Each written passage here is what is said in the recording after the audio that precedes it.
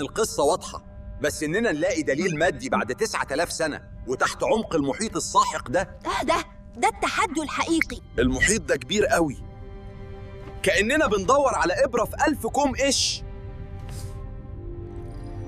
أول نظرية كبيرة بتربط مصير أطلانتس بانفجار بركان ثيرا أو سانتوريني حوالي سنة 13600 قبل الميلاد. البركان ده كان ضخم، أكيد عمل تسونامي قد ناطحة سحاب.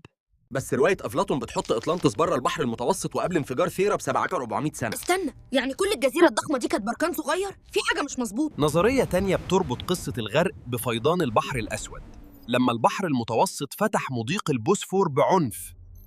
طوفان كارثي. دي كتلة مية عملاقة بلعت الأرض.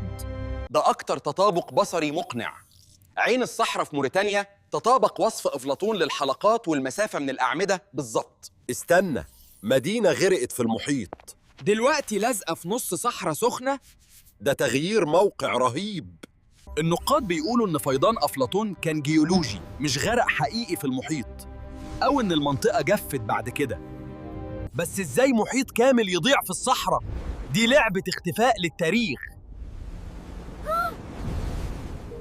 البعض بيعتقد إن بلورات الطاقة الغارقة في أطلانتس لسه بتطلع طاقة غريبة وقوية وبتتسبب في اختفاءات مثلث برمودا. يعني أطلانتس محطة كهرباء ضخمة تحت المية بتاكل سفن. أنا كنت عارف إن الموضوع فيه فضائيين. أطلانتس موجودة وهتفضل لغز لحد ما نلاقيها.